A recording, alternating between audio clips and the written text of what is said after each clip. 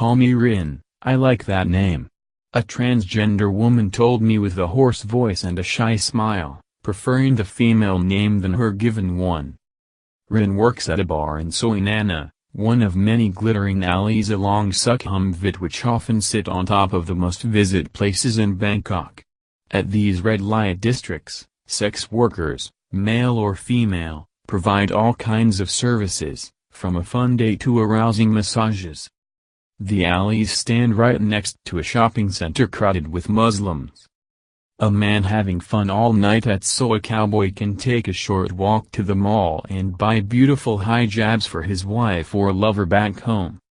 It's hard to work out if prostitution is legal in Thailand. The country has at least 3 laws defining the acts of selling one's body and enticing sexual desires for money as illegal. In 2003, the Ministry of Justice plans to legalize prostitution to collect taxes and try to control STDs, but eventually it could not rule over traditional ethical values.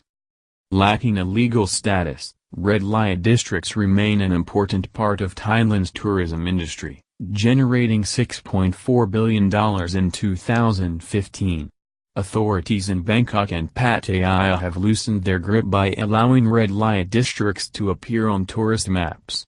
Officials tend to turn a blind eye and dismiss sex deals as a one-night stands with mutual benefits.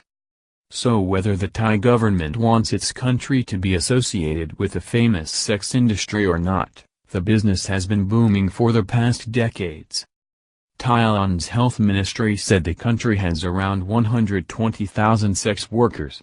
Each of them earned 5,000 baht, $160, per night in 2017, 17 times more than the country's minimum wage. Rin sends most of her money back to her rural home in northern Thailand, which she left to escape discriminatory eyes. She said her job helps her to take care of her entire family, and it has paid for a house for her parents and her transgender operation. She said she has received support from civil rights groups for regular health checks and protection against sexual violence and human trafficking.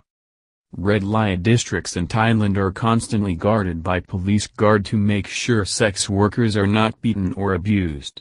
They are unofficially recognized as part of the economy. In Vietnam, sex workers are commonly looked down upon as social evils. Nguyen Xuan Lap, director of the Social Evil Prevention Department at the Labor Ministry, told reporters last week that prostitution cannot be a job. Not until 2020 at least.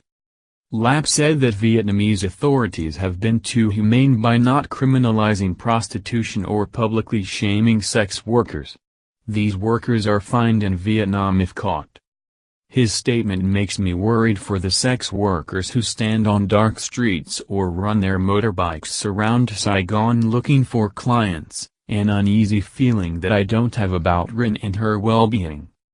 Figures in 2016 indicated there were nearly 101,300 sex workers in Vietnam, not much less than in Thailand.